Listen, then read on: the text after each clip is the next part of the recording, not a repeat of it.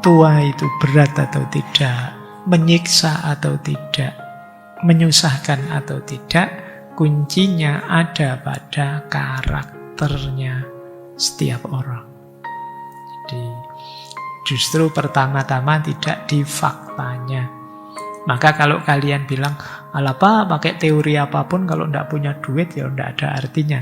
Kamu tidak salah, tapi kombinasi duit itu dengan apa dulu? Kombinasi harta itu dengan apa dulu? Kalau dengan...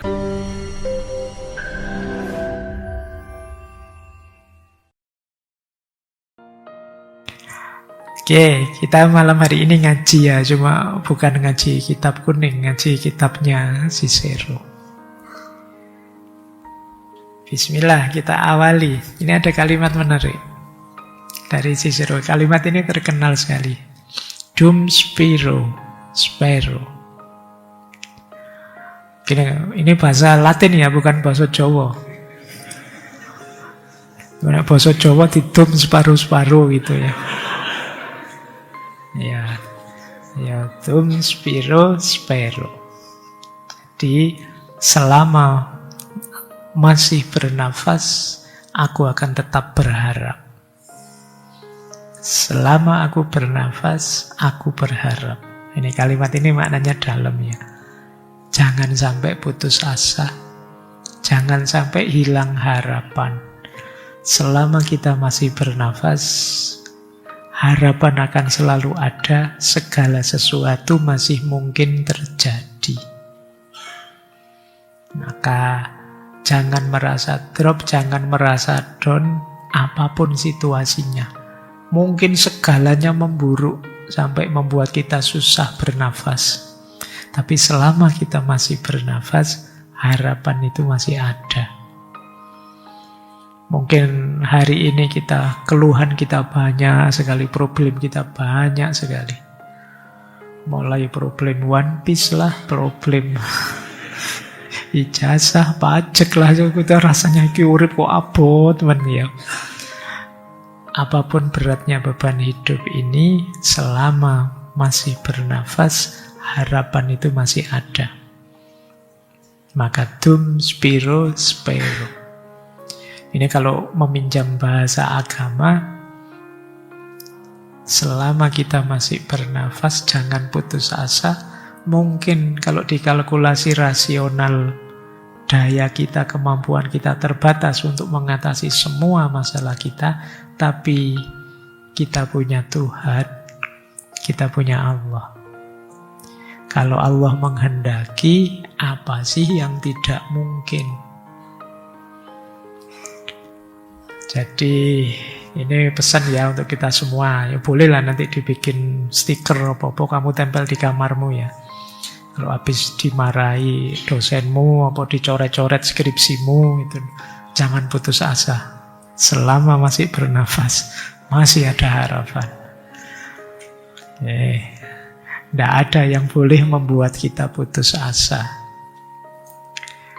Oke, baik, kita mulai ngaji. De Senectute. Saya awali dari sini, memaknai usia. Kata Cicero di bukunya, ini menggunakan mulutnya Cato. Mereka yang dalam dirinya kekurangan sarana untuk menjalani hidup yang terberkati dan bahagia akan mengalami usia manapun sebagai sesuatu yang menyakitkan.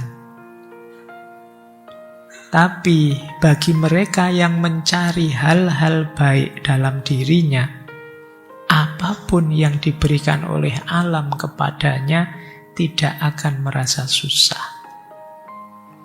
Pengalaman menua adalah contoh terpenting dalam hal ini. Ini saya jelaskan dulu ya, kalimat-kalimat awal. Jadi, apakah usia tua itu sesuatu yang menyedihkan atau menyenangkan? Itu sebenarnya masalahnya tidak pada usia tua itu sendiri, tapi pada cara pandang kita. Jadi pada diri kita sendiri, tidak di luar diri. Sering saya sampaikan manusia itu makhluk yang senantiasa memaknai. Hal yang sama mungkin dimaknai seseorang sebagai sangat positif, tapi dimaknai yang lain sebagai negatif. Itulah makna, termasuk usia tua. Ada yang, aduh Pak, kalau bisa saya muda terus, jangan tua. Ada yang, saya ingin cepat besar Pak, saya ingin cepat dewasa Pak, cepat tua. Ini yang disebut kuncinya ada di makna, tidak di fakta. Jadi manusia itu jarang yang berhenti di fakta. Biasanya dia selalu lanjut ke makna. Ya, misalnya saya datang agak telat tadi 10 menit. Itu kan faktanya sebenarnya cuma saya telat 10 menit. Tapi maknanya diisi kepala kalian masing-masing itu bisa beda-beda. Ada yang, wah ternyata katanya harus on time, menghargai waktu. Pak Faiz ternyata enggak juga. Ada yang baca itunya. Ada yang, alhamdulillah Pak Faiz enggak on time, saya enggak terlalu kesusu-susu, jadi santai saja. Maknanya bisa beda-beda. Faktanya sama. Usia tua juga begitu. Jadi tergantung dirinya. Kalau orang cara pandangnya positif, bahkan hal-hal yang negatif bisa dibaca positif. Dia tidak akan merasa susah. Jadi bagi mereka yang mencari hal-hal baik dalam dirinya, apapun yang diberikan oleh alam padanya, dia tidak akan susah. Jadi kita mengalami apa saja, itu bisa kita maknai positif, bisa kita maknai negatif. Sakit bahkan itu bisa positif. Jadi dengan sakit mungkin kita jadi lebih dekat dengan Tuhan. Dengan sakit kita mungkin jadi lebih tangguh setelah itu. Dengan sakit kita sadar betapa berharganya orang-orang di sekeliling kita yang selama ini kita abaikan. Maka penting ya dalam hidup ini, ternyata kuncinya orang hidup itu di mindset-nya, cara pandangnya. Usia 50 tahun misalnya, itu besok hari Sabtu kita bikin acara itu bisa saja dikeluhkan, disesali, bisa juga disyukuri. Alhamdulillah sampai usia 50 saya masih sehat. Nah, tapi bisa juga, aduh sudah 50, jatahku mungkin kurang berapa. Melihatnya bisa begitu. Jadi ini ya, memaknai usia berarti kuncinya tidak pada usia itu sendiri, tidak pada tua itu sendiri, tapi pada cara berpikir kita, cara kita menanggapi. Lanjut ya, kata Cicero, semua orang berharap mencapai usia lanjut. Tetapi ketika usia lanjut itu datang, kebanyakan dari kita mengeluhkannya. Orang bisa sedemikian konyol dan tidak konsisten. Jadi ada orang itu yang nyari enaknya saja atau nyari jeleknya saja. Wah ini kalau saya sudah pensiun rasanya enak ya, bisa santai-santai, tidak dikejar-kejar deadline kerja. Begitu pensiun beneran, hidup kok rasanya hampa gini ya, tidak bisa melakukan apa-apa, tidak dianggap orang lagi, tidak kreatif lagi. Itu selalu sudut pandangnya mengambil negatifnya. Padahal dulu didamba-dambakan. Begitu ngalami beneran kok malah drop. Enak rasanya ya kalau punya pasangan gitu. Apa-apa bisa berdua, bareng, tidak sendirian. Begitu punya pasangan, aduh jadi tidak bebas. Apa-apa harus. Kan kita sering begitu. Kita selalu ngambil sudut tidak enaknya. Dan kesitulah pikiran kita menuju. Padahal enaknya juga kita alami, tapi tidak pernah kita anggap. Kita hanya melihat negatifnya. Demikian juga dengan usia tua. Maka nanti diingat-ingat buat kalian ya, kalau menuju usia tua, ayolah mindset kita kok kuncinya bukan ketuaan itu sendiri. Cicero melanjutkan begini. Kalau menjadi tua memang masalah sesungguhnya, maka masalah yang sama akan menimpaku dan semua orang tua yang lain. Padahal aku kenal banyak orang yang menua tanpa mengeluh, yang tidak kehilangan gairah sensual. Gairah sensual itu kenikmatan fisik ya. N bukan X. Ya X-nya termasuk sebenarnya. Juga tidak diterlantarkan oleh sahabat-sahabatnya. Lagi-lagi keluhan macam itu terkait bukan dengan perkara usia, melainkan perkara karakter. Jadi memang ya karakter orangnya saja sih yang mudah mengeluh, melihat negatifnya saja.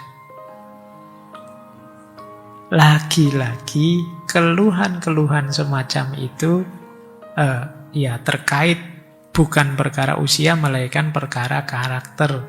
Orang-orang tua yang cukup waras, yang tidak mudah marah, yang ramah, akan menanggung pengalaman menua dengan baik. Akan menganggap tua itu anugerah. Tapi sebaliknya mereka yang kejam, mudah marah, tidak bahagia, ya mereka akan tidak bahagia pada setiap masa hidup mereka. Jadi karakternya orang saja sih. Kalau orangnya rela, ridho, ikhlas, mudah menerima apapun situasi kondisinya, ya dia akan bahagia. Tapi kalau orangnya penuntut dan pengeluh, apapun situasinya dia tetap akan menuntut dan mengeluh. Sudah diberi kenikmatan apapun akan tetap mengeluh. Kuncinya memang di karakter.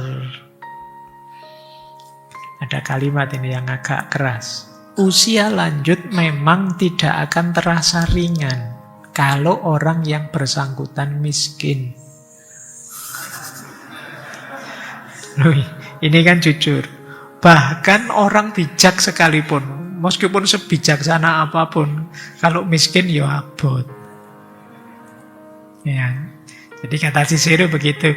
Tapi sekaya apapun, kalau orangnya sendiri bodoh, semua uang di dunia tidak akan membuat pengalaman menua terasa mudah. Oke ya, diperhatikan titik kuncinya ini. Jadi iya sih kalau miskin soro sih memang berat hidup ini. Tapi jangan dikira solusinya hanya uang saja. Karena apa? Bahkan kombinasi banyak kekayaan, tapi kalau plus kebodohan, itu jauh lebih berat. Jadi kalau bisa ya kaya plus bijaksana. Miskin plus bijaksana berat memang. Oke ya. Tapi di bawah itu ada kaya tapi bodoh. Ini lebih berat daripada miskin tapi bijaksana. Ya. Apalagi sudah miskin bodoh. Jadi itu paling berat sudah. Maka berarti apa? Kuncinya tetap yang paling parah karakternya orangnya. Kalau orangnya konyol, bodoh, ya bahkan mungkin uangnya banyak, hartanya banyak pun ya dia tetap akan sengsara hidupnya. Kenapa? Dia tidak bisa menyikapinya dengan pas, dengan bijaksana, mengelolanya dengan pas, dengan bijaksana. Kalau orang miskin tapi bijaksana masih mending, masih bisa bertahan lah. Paling tidak dia bisa dihibur oleh quotes-quotes, oleh pikiran-pikiran. Pokoknya pasrah pada Tuhan, dunia ini hanya penjara, dunia hanya sementara, mampir ngombe, kayak gitu bisa lah selamat. Jadi masih lumayan. Tapi kalau sudah miskin bodoh ya innalillahi sudah. Baik, jadi berarti apa? Tua itu berat atau tidak, menyiksa atau tidak, menyusahkan atau tidak, kuncinya ada pada karakternya setiap orang. Jadi justru pertama-tama tidak di faktanya. Maka kalau kalian bilang, alah Pak, pakai teori apapun kalau tidak punya duit ya tidak ada artinya. Kamu tidak salah, tapi kombinasi duit itu dengan apa dulu? Kombinasi harta itu dengan apa dulu? Kalau dengan kebodohan, maka hartamu bisa saja jadi musibah dalam hidupmu.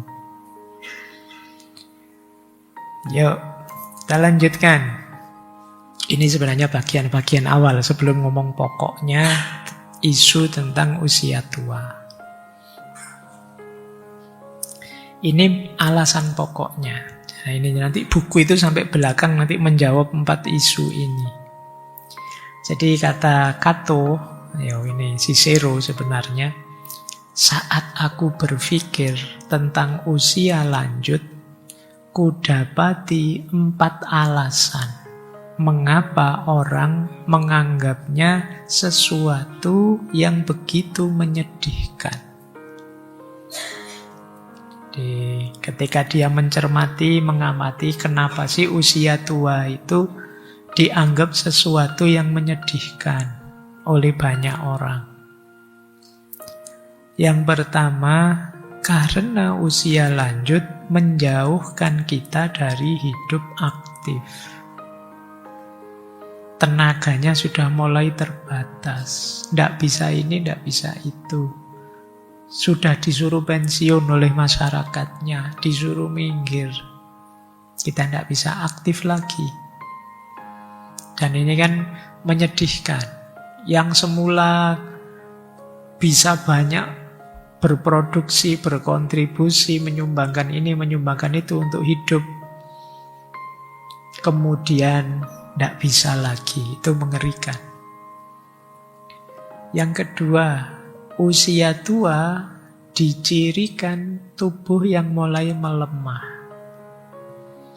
Nah, kalau di masa muda dulu itu tubuhnya kuat sekali, melekan kuat, kalian mau apa saja kuat lah. Tapi sekarang begitu tua, sudah mulai melemah. Kalau dulu waktu muda kalau ngerokok, bisa habis berapa itu. Sekarang sudah tua, baru nyedot sebentar, batuk. Baru sudah, nah itu beda. Kayak, jadi tubuhnya lemah. Ini mengerikan bagi orang-orang yang masih punya banyak keinginan, masih punya banyak aktivitas yang diidamkan. Yang ketiga, kenikmatannya banyak berkurang. Jadi nanti kalian akan ngalami ya. Kalau sekarang kalian belum merasakan betapa nanti kalau sudah tua, nikmat-nikmat makan, nikmat-nikmat apa saja yang ketika muda ini rasanya asik sekali, sudah banyak berkurang. Kalau sekarang kalian motoran bisa dari Jogja sampai Bali dan asik saja. Besok kalau tua jangan harap. Kamu baru nyampe Klaten sudah masuk angin, sudah. Harus tahu diri. Jadi memang banyak berkurang. Dulu kalian bisa makan bolak-balik apa saja. Itu kalau sudah tua tidak bisa. Nanti pulang ngaji gini jam 11, jam 12 kalian mungkin di kos-kosan masih bikin Indomie, masih bikin kopi kan itu. Tapi kalau sudah tua jangan harap. Begitu malam bikin Indomie asam lambungnya naik, terus sofanya tidak tenang. Jadi mengerikan. Itu alasan ketiga. Alasan keempat, tentu saja usia tua dipersepsi lebih dekat dengan kematian. Ini sudah tidak lama lagi sudah. Apalagi tiap hari dengar kabar innalillahi, sahabat kita yang di sana berangkat. Tiap hari jantungan kamu. Aduh, guys, ini tidak lama lagi saya, ini mesti itu. Jadi ini 4 alasan orang mengeluhkan usia tua. Nanti kita lihat ya, apa jawabannya Cicero kalau ada orang mengeluhkan 4 ini.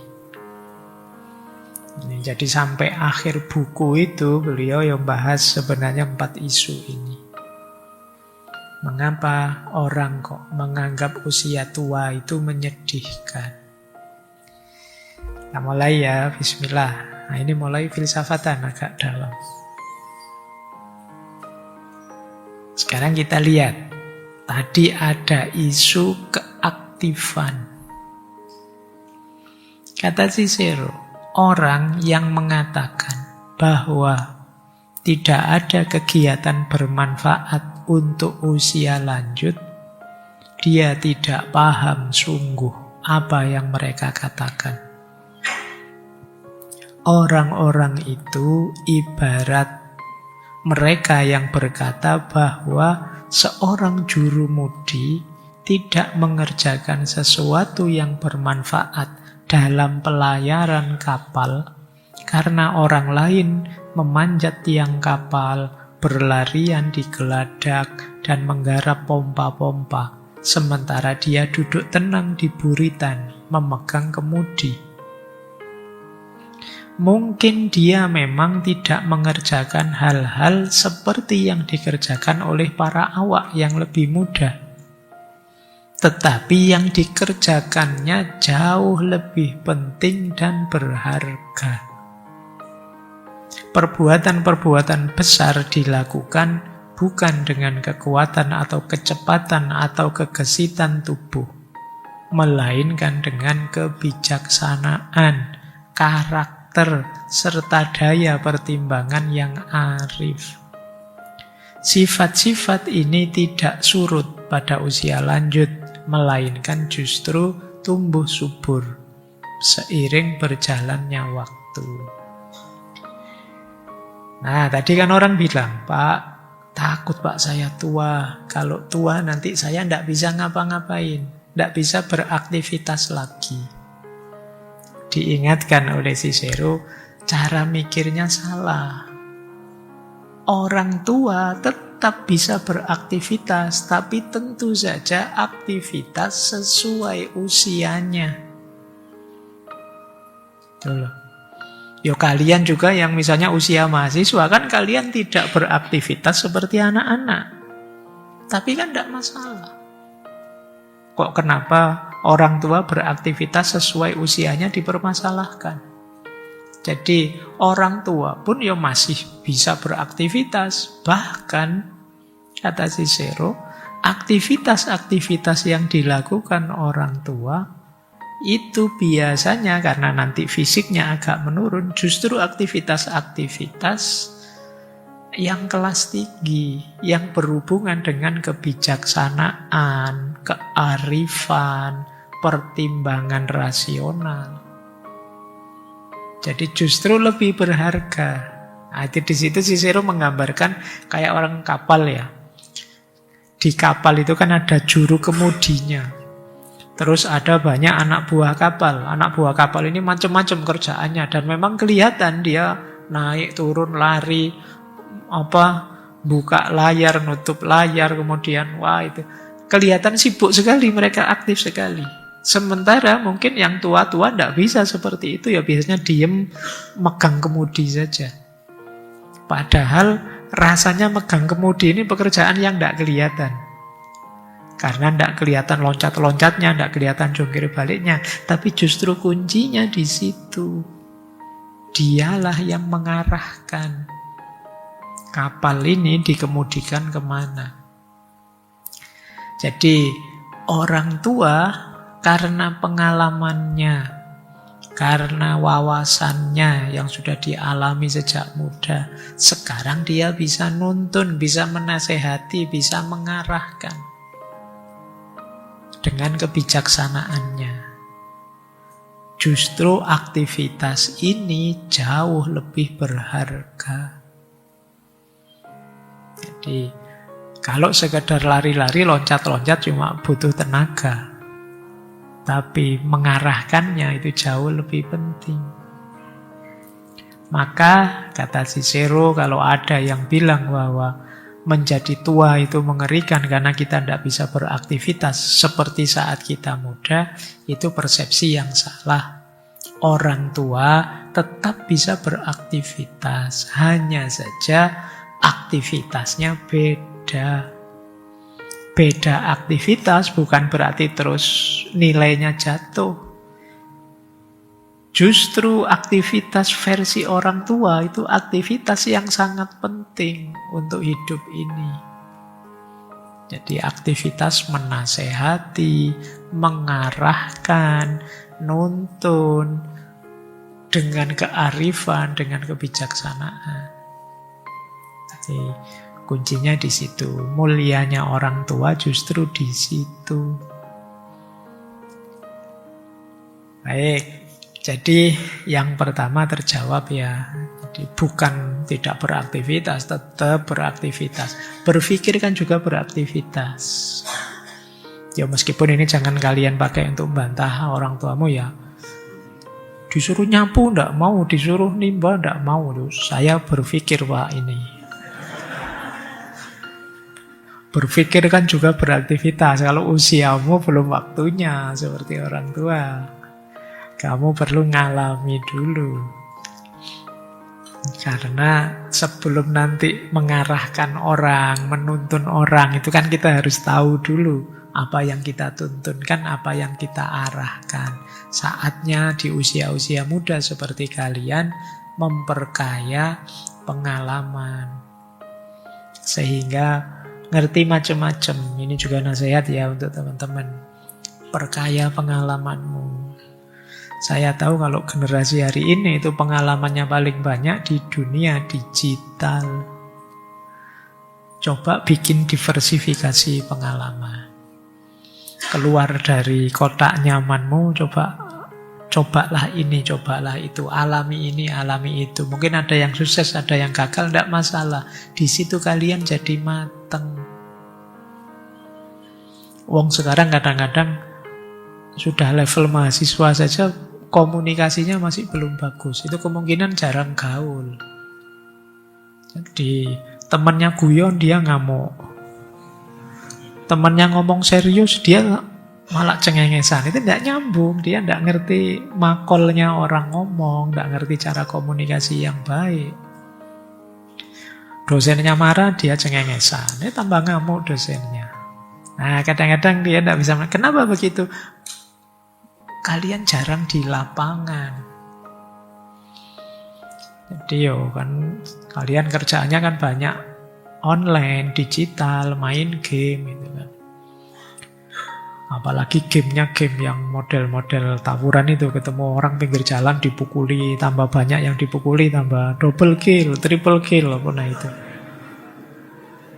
Jadi kamu keluar rumah nanti dianggapnya orang itu musuh semua. Oke ya, perkaya pengalamanmu, maka kalian akan matang. Pada saatnya kalau sudah tua, kalian bisa jadi rujukan.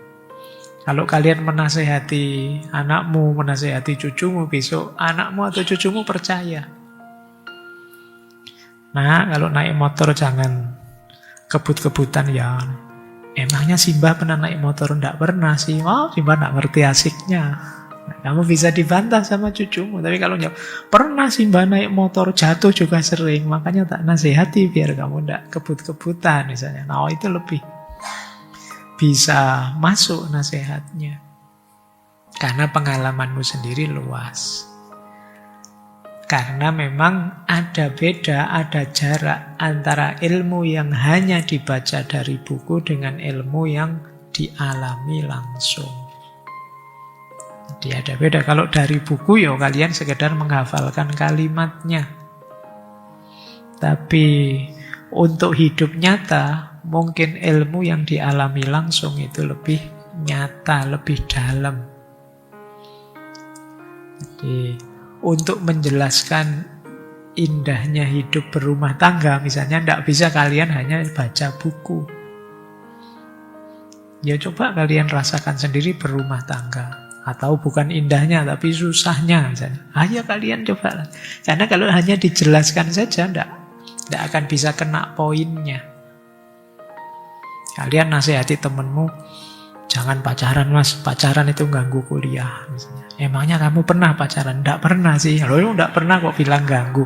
Saya malah jadi semangat kuliah ini dengan pacaran misalnya. Kok bisa malah semangat? Loh, yuk pacari sak kelas sih. Jadi terus rajin sekali. Temannya belum datang, sudah datang berdua di kelas. Oke.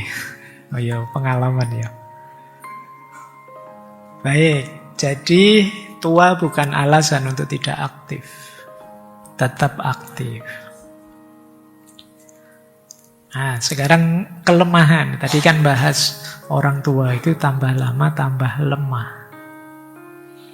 Dibantah oleh Cicero. Ini salah satu kalimatnya. Ya ini saya potong-potong, tidak mungkin ditampilkan semuanya.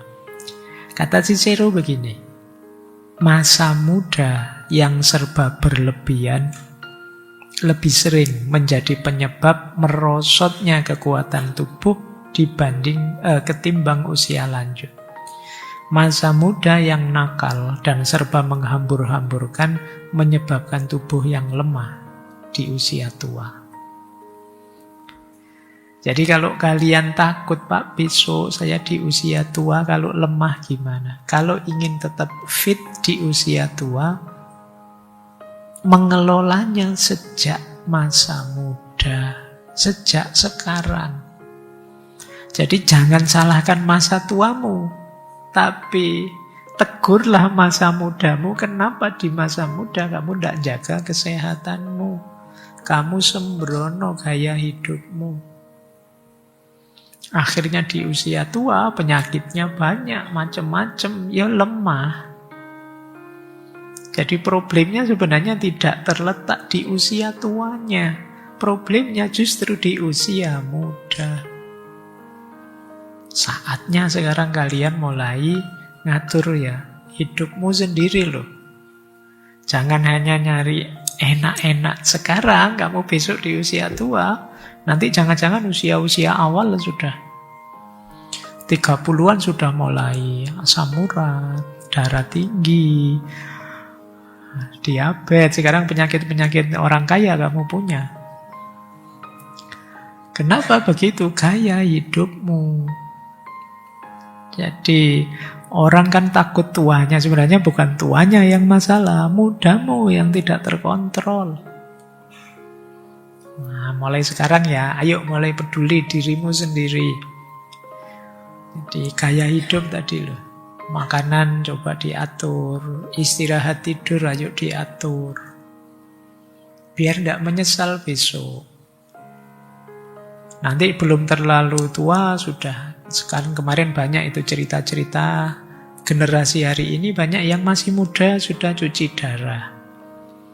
Sekarang 30-an sudah mulai banyak yang tensi tinggi, darah tinggi. Banyak yang lambung. Dulu orang sakit perut itu ya mah saja sih paling. Ya paling keren ya mencret, mules gitu aja. Sekarang yang banyak asam lambung. Asam gaya hidup itu tidak cuma makanan, termasuk kebiasaanmu tertekan, gampang stres, psikosomatis itu banyak. Itu juga masalah, sering overthinking, insecure, itu kan penyakit-penyakitmu. Itu juga ya bisa saja nanti di usia tua berefek. Jadi kamu mengkritik, wah orang tua nanti di masa tua lemah saya Pak, dibalik oleh Cicero. Ya problemnya tidak di masa tua. Problemnya justru masa mudamu sekarang yang sembrono. Tidak hati-hati. Dilanjutkan lagi oleh Cicero. Oke ya. Tapi katakanlah usia lanjut memang membuat kita lemah. Memangnya kenapa? Oh itu, ini sudah agak tinggi nadanya ini.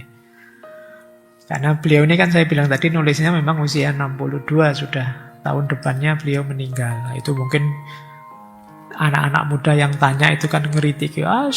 Orang tua memang sudah lemah itu. Nah, dia menjawab, katakanlah usia lanjut memang membuat kita lemah. Tapi memangnya kenapa? Toh tak seorang pun mengharapkan bahwa orang-orang tua itu kuat fisiknya. Kan wajar saja, alami saja. Jangan lupa ini stoikisme ya, yang tadi di antara pandangannya tua itu alamiah. Ya wajar saja, sudah tambah tua tenaganya tambah susut, tambah turun. Itulah mengapa baik undang-undang maupun adat kebiasaan mengecualikan orang-orang seusiaku dari kewajiban-kewajiban publik yang menuntut kekuatan tubuh. Kami tidak diharapkan melaksanakan tugas-tugas yang tidak bisa kami lakukan. Bahkan tidak pula hal-hal yang bisa kami lakukan. Jadi tua dan lemah itu alami. Memangnya kenapa? Bukan aib kok. Bahkan masyarakat juga tahu, makanya kalau ada orang tua tidak diberi beban pekerjaan yang berat-berat, yang fisik-fisik. Dan itu manusiawi. Jadi kenapa kok kita takut kalau tua nanti jadi lemah? Itu bukan aib. Itu hukum alam, sunnatullah. Tidak masalah. Justru kalau ada orang ngerti orang tua kok disuruh kerja fisik, angkut-angkut yang berat yang dia tidak kuat, kita menyebutnya dia tidak manusiawi. Lah kenapa kita menuntut orang tua harus kuat? Jadi kalau ada orang protes, Pak, saya takut tua, Pak, nanti kalau di usia tua saya lemah. Loh emangnya meskipun kamu takuti, besok kamu jadinya tidak tua, atau kalau tua tetap kuat, kan tidak mungkin. Wong kita ini manusia biasa. Kalau bahasanya Imam Ghazali, yaitu sesuatu yang ijbari. Ijbari itu ya sudah memang kenyataannya begitu, takdirnya begitu. Untuk sesuatu yang ijbari, seandainya kita mengalaminya, yaitu bukan aib. Jadi ini Imam Ghazali kan bicara tentang akhlak sebenarnya. Imam Ghazali membedakan antara kholak dan khuluk. Kalau khuluk itu karakter batin. Kalau kholak itu fisik. Termasuk kekuatan fisik itu kholak. Kholak itu ijbari.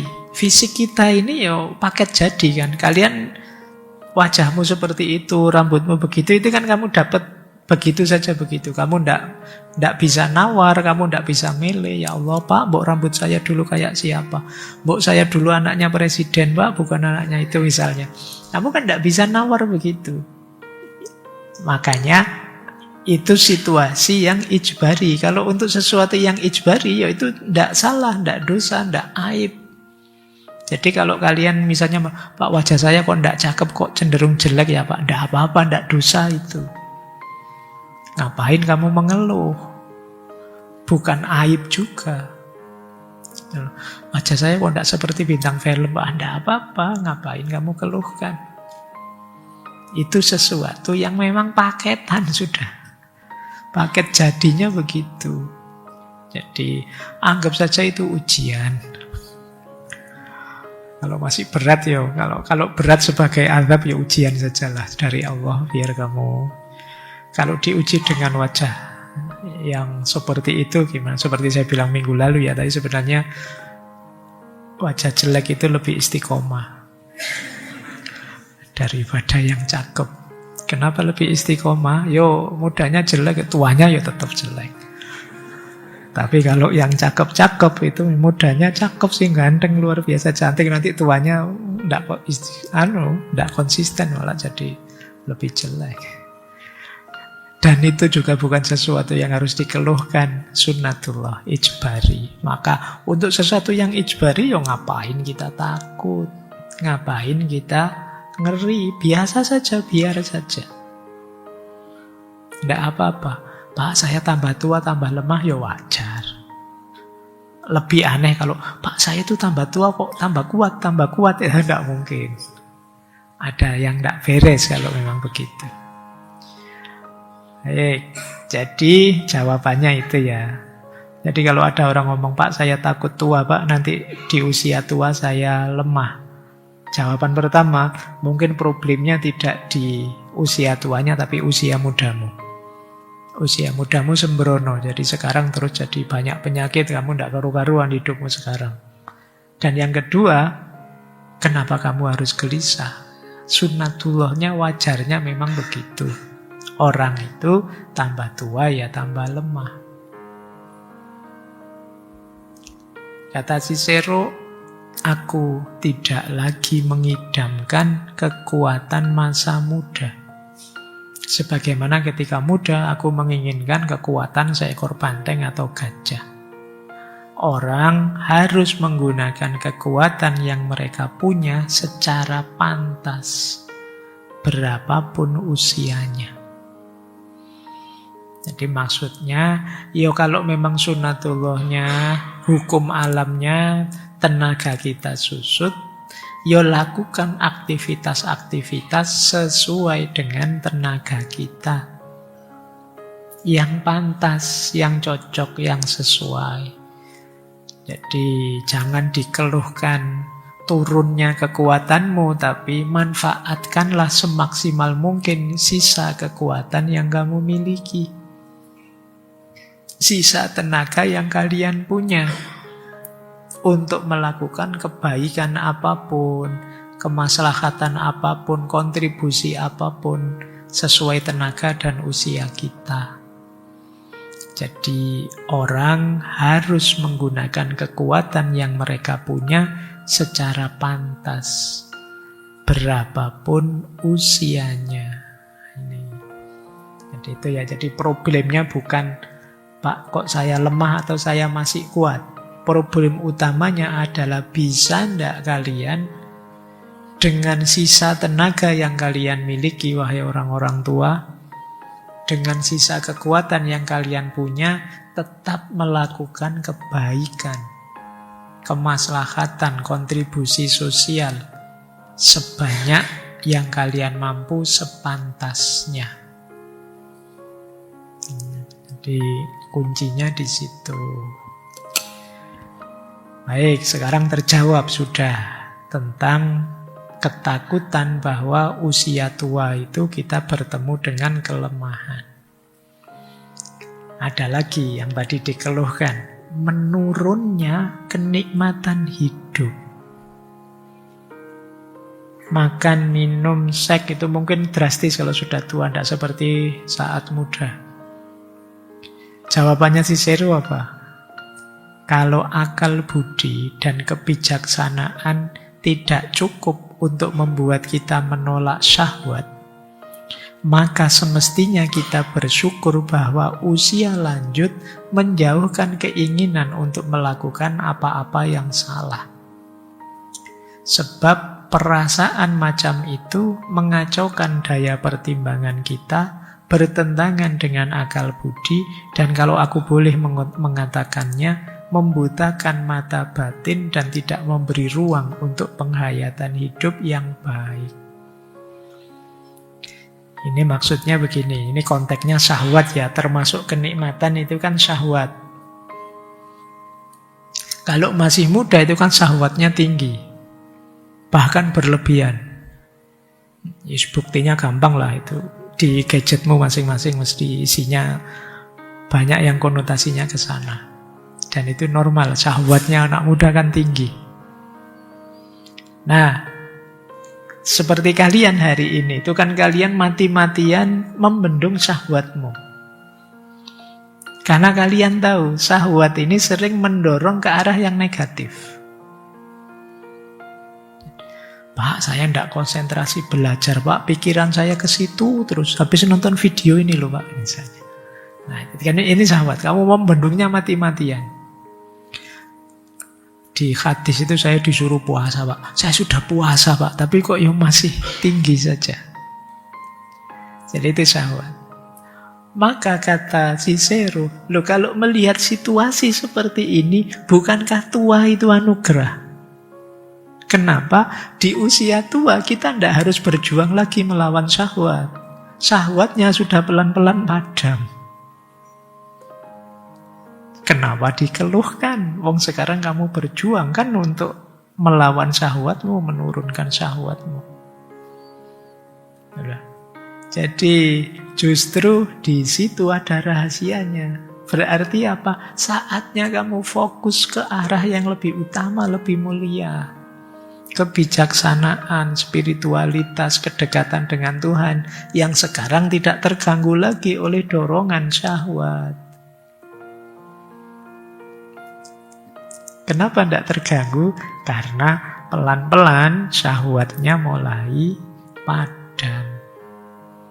Nah, nanti diinget-inget ya kalau kalian tua, kalau kalian sudah mulai menurun vitalitasnya, jangan kemudian memaksakan diri beli obat banyak-banyak. Khawatir saya nanti jantungmu juga. Tapi baca dari sudut pandang yang berbeda. Ya Allah, alhamdulillah dulu sejak muda itu mati-matian aku mengendalikan syahwat ini. Sekarang secara otomatis terkendali. Aku tidak dikuasai syahwat lagi. Kenapa sih? Karena itu di kalimat belakang itu. Syahwat itu mengacaukan akal, daya pertimbangan kita. Membutakan mata batin. Tidak memberi ruang untuk kita refleksi. Kan kalau kamu sudah nafsumu tinggi, itu kan sudah mikir rasional, tidak bisa sudah. Diajak refleksi, mas ojo mikir gitu-gitu. Mari kita merenungi hidup ini. Tidak hidup-hidupan, kalau kamu sudah terlanjur nafsumu tinggi. Itu kan berat orang kalau hidupnya serba syahwat. Allah memberi anugerah usia tua, ternyata ada nikmat di balik itu. Di balik kelemahan atau yang syahwat yang perlahan-lahan padam tadi, apa? Kita bisa lebih fokus pada hal lain yang lebih utama. Maka menurunnya kenikmatan hidup ternyata adalah nikmat tersendiri. Dilanjutkan. Mengingat kaum muda menikmati kenikmatan daging lebih daripada kaum tua, aku perlu mengatakan dua hal. Pertama, seperti sudah aku katakan, kenikmatan jenis ini kecil saja artinya. Kedua, meskipun usia lanjut tidak memberikan kesenangan semacam ini secara berlimpah, bukan berarti sama sekali tidak ada kesenangan. Ya kalau kita masih muda, kenikmatan yang kita kejar banyak sekali berhubungan dengan daging. Ini tidak perlu saya tafsirkan ya, karena di masjid nanti bisa kena sensor. Ya termasuk makan ya, makan yang daging-dagingan. Kata Cicero, aku tegaskan dua hal ya. Yang muda-muda yang merasa lebih dari orang tua karena bisa menikmati daging. Pertama apa? Kenikmatan seperti itu kecil saja artinya. Itu tidak terlalu penting kok dalam hidup ini. Wong itu kalau sudah dipenuhi ya sudah. Itu pun tidak masalah. Nilai hidup kita tidak berkurang. Jadi tidak harus dibanggakan kenikmatan itu. Nilainya kecil saja. Yang kedua, orang tua punya kesenangannya sendiri, punya kenikmatannya sendiri. Jadi iya sih yang muda ada nikmat di situ, tapi orang tua punya kenikmatannya sendiri. Mungkin yang berhubungan dengan spiritualitas, yang berhubungan dengan penghayatan kedalaman hidup. Jadi bukan berarti orang tua tidak menikmati apa-apa, tapi mereka punya nikmatnya sendiri. Punya kesenangan hidupnya sendiri. Kata Cicero, betapa indahnya bagi jiwa setelah begitu banyak pergumulan dan syahwat, ambisi, perselisihan, cekcok, dan nafsu-nafsu yang lain, akhirnya pertempuran ini berakhir dan dia bisa kembali, seperti kata orang, untuk hidup dalam dirinya sendiri. Tak ada kepuasan yang lebih besar dalam hidup selain usia lanjut yang santai, yang dibaktikan untuk ilmu pengetahuan dan pembelajaran. Jadi hidup kita akan sangat indah. Iya sih di usia tua kita mengejar syahwat, ambisi, kadang berkonflik, berselisih, memenuhi hasrat ini, hasrat itu. Tapi kan harus ada akhirnya. Setelah semuanya berakhir, kita kemudian kembali ke dalam diri kita, menikmati diri kita secara santai, belajar ini, belajar itu. Jadi justru rute yang benar itu seperti ini, jangan disesali. Bayangkan kalau sudah tua, masih ambisius, masih Syahwatnya besar, masih seneng cekcok, nyari masalah saja, nyusahin orang lain saja. Lah kapan istirahatmu? Lah kapan kau menikmati hidup? Jadi mekanisme hidup memang mengarahkan yang tua. Mungkin tenaganya berkurang, nikmat-nikmatnya banyak berkurang. Tapi justru disitulah kita bisa fokus menikmati diri kita sendiri. Jadi tidak masalah, kenikmatan-kenikmatan masa muda sudah lewat semua. Sekarang saatnya menikmati hidup dengan lebih santai. Jadi karena mekanisme hormonal dalam diri kita, mungkin dulu kita seneng ini, sekarang tidak suka lagi. Dulu kita ingin ini, sekarang waktu tua tidak ingin lagi. Dan tidak masalah kok. Wong memang tidak ingin, kalau tidak ingin itu tidak masalah. Kata Cicero, kalau kamu tidak mengidamkan sesuatu, ya kamu tidak merindukannya. Kalau kamu tidak ingin, ya tidak kangen. Tidak masalah, wong memang tidak ingin. Jadi ini kalau ada pertanyaan-pertanyaan tentang kenikmatan usia tua.